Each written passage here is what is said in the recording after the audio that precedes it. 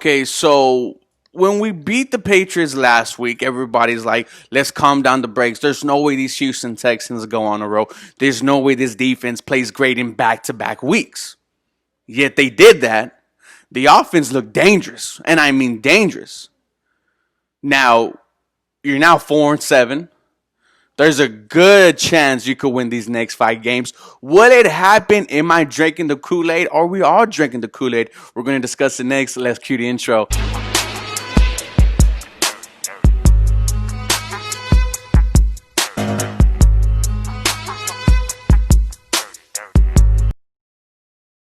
Hello, everybody. Welcome back to 713 Houston Sports. I'm Mr. 713. Hope you guys are having a blessed Friday. Guys, if you want to be a part of a Houston Texans Flick group chat, feel free to comment below, and I'll drop the link in your comment, right? So say, hey, I want to be in the group chat. I'm going to drop it down. Go in there. We're about 93 people deep. We want a lot of people there. We want people to be talking.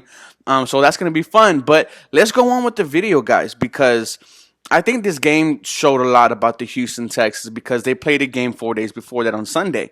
And, for the first 6, 7, 8 games, this defense was atrocious. This defense was one of the worst we've ever seen.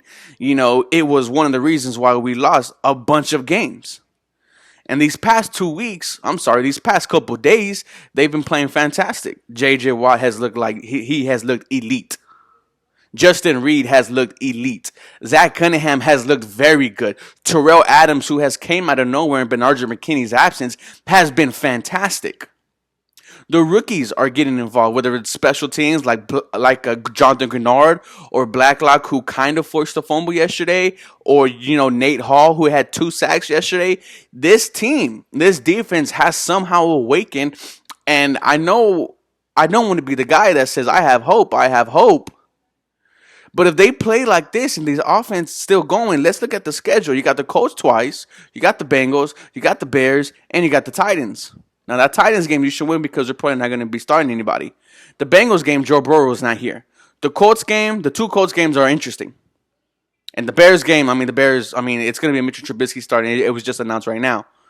That gets interesting because if you go 9-7, there's still a good chance you don't make the playoffs, and I don't give a damn about that. If we don't make the playoffs, I don't care. But if you go 9-7, you just became one of the hottest teams that is going to need a new head coach. All of a sudden, this 9-7 team doesn't really look like it needs to be a rebuild. And I know I'm supposed to be talking about the Lions game yesterday, but that's just the reality of what's going on.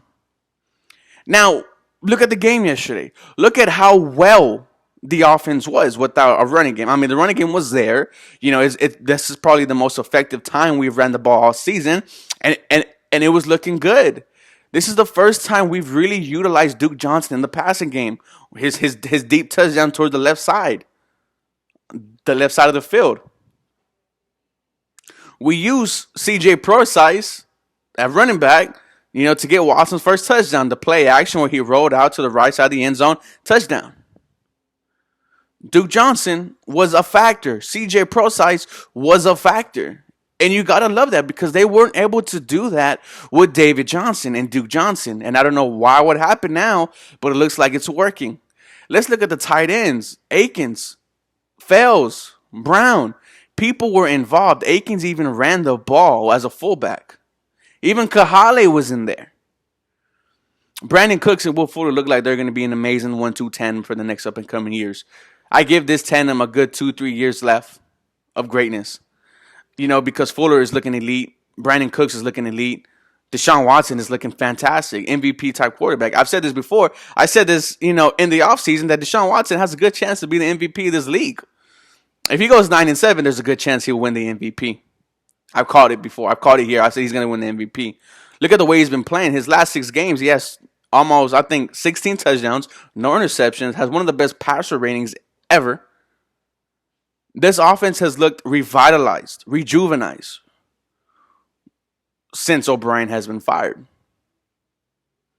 And the Lions were 4-6. I completely understand that.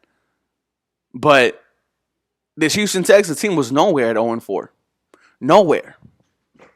0-4 says that you don't know what the hell you're doing on offense, defense, special teams, coaching-wise, ownership-wise. Since 0-4, the Houston Texans have played a couple very good games against the Titans. A very great game that wasn't. We lost it in overtime. I really like this Houston Texans team now because they are showing heart, and that is what we wanted. We knew the season was going to be over after 0-4. We knew that. But the way they are fighting back, this defense looks better. This offense looks amazing. It really has me wondering what kind of head coach comes in next year.